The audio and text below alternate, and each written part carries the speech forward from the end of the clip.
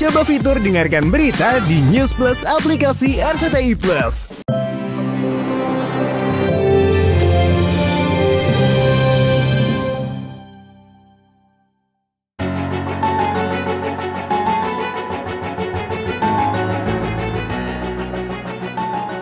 Pemirsa, sudah 10 hari Ayu Hairun Nurisa ex-karyawan Ashanti menjadi pesakitan di tahanan Polres Metro Tangerang Selatan. Kuasa hukum Ayu gercep mengajukan surat permohonan penahanan mengingat besok 6 November 2025 Ayu akan berhadapan dengan Ashanti di sidang perbuatan melawan hukum di Pengadilan Negeri Tangerang.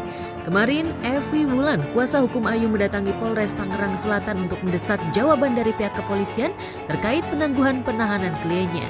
Namun harapan membawa pulang Ayu langsung buyar begitu tim penyidik menyatakan dikabulkan atau tidaknya surat penangguhan penahanan Ayu tergantung dari keputusan Wasidik atau pengawasan penyidikan Polda Metro Jaya setelah melihat gelar perkara Ayu dengan Ashanti.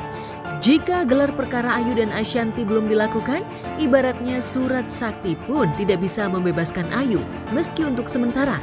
Lalu benarkah kuasa hukum Ayu merasa dipermainkan oleh pihak kepolisian?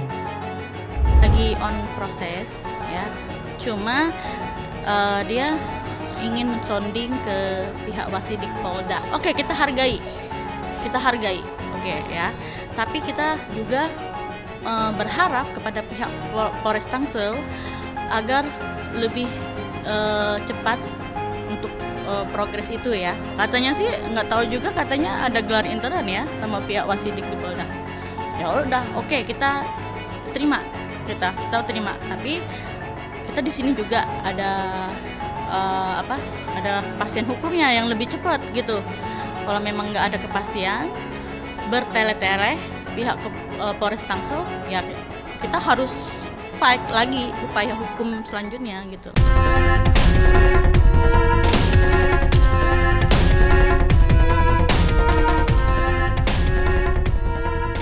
Jika Ayu diperkenankan hadir secara offline di sidang kasus perbuatan melawan hukum yang dilaporkannya, dipastikan ia diantar mobil tahanan dari Polres Tangerang Selatan menuju Pengadilan Negeri Tangerang.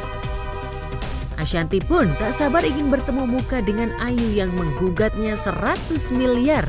Bagi Ashanti, gugatan Ayu di luar Nurul, seolah hanya ingin menutupi kasus pidana yang menjeratnya.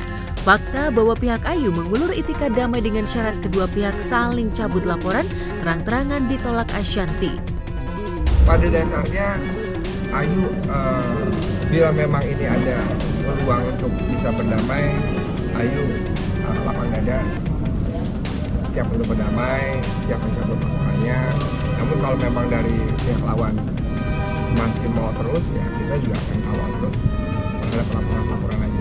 Kalau orang ini menurut aku udah di luar batas, dia salah mengambil langkah. Dengan begini dia pikir aku akan mencabut laporannya. Tapi alhamdulillah ya Bang, kita malah punya banyak laporan lagi untuk beliau.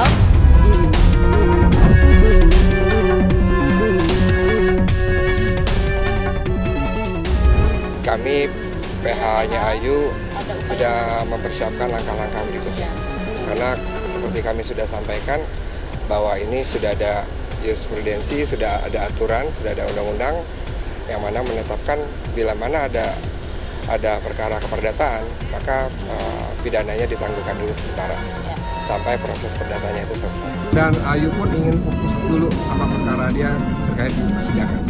Makanya Ayu berupaya untuk kalau bisa keluar supaya bisa fokus di persidangan. Ogah mengomentari manuver hukum pihak Ayu, Ashanti enjoy melanjutkan hari-harinya dengan penuh keceriaan. Kemarin Ashanti yang genap berusia 42 tahun mendapat surprise ulang tahun dari keluarga dan karyawannya.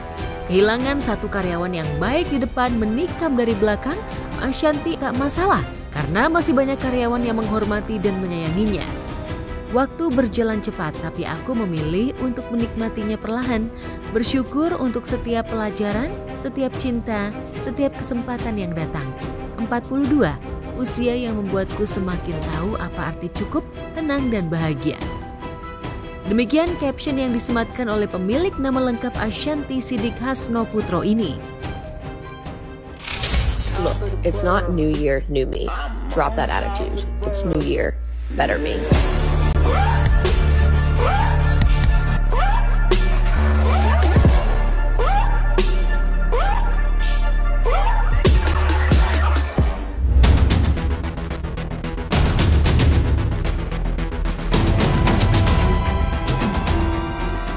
Pemirsa, tak perlu mendekam lama di Hotel Prodeo, musisi dan komika Onadio Leonardo sudah bebas dari tahanan Polres Metro Jakarta Barat Selasa kemarin.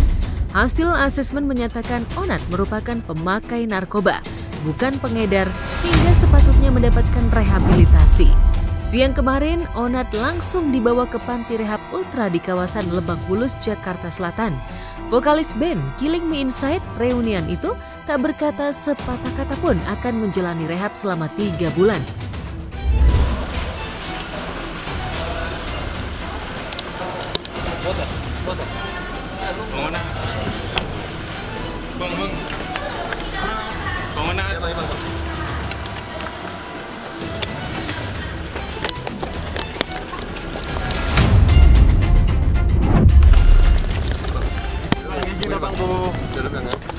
Kemarin sudah kita lakukan asesmen dan dari hasil asesmen tersebut sudah disetujui oleh pihak BNNP untuk dilakukan rehabilitasi. Kalau untuk direhabnya di daerah Jakarta Selatan, kurang lebih informasi yang kami dapat 3 bulan. Pertimbangan lain dalam asesmen yang membuat Onat langsung direhab adalah barang bukti yang merupakan sisa pakai yang beratnya tak sampai 0,1 gram. Meski hasil tes urin menunjukkan Onat positif mengonsumsi sabu dan ganja, namun dari keterangan pemasok narkoba KR yang ditangkap sehari sebelum pencidukan Onat adalah pelanggan baru. Dari keterangan KR, Satres Narkoba Jakarta Barat menciduk Onat dan Baby Priscilia istrinya di rumah mereka di kawasan Rempoa, Jakarta Timur 30 Oktober lalu. Baby kemudian dibebaskan karena hasil tes urinnya negatif mengandung narkoba. Sebelumnya saat menjalani asesmen, Onat sempat mengucapkan permintaan maaf dan mengungkapkan rasa cintanya yang dalam kepada ibu dari kedua anaknya itu. Masalah karir apa masalah keluarga benar? Doanya aja masuk penjara, bapak ibu gua malu, istri gua malu, anak gua malu, society gua malu, karir gua ancam.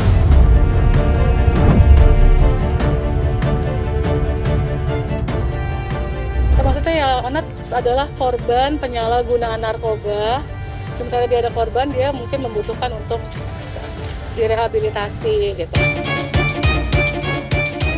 Onadio Leonardo menjadi selebriti yang kesekian yang beruntung langsung direhab selama 3 bulan pada kasus narkoba perdana yang menjeratnya.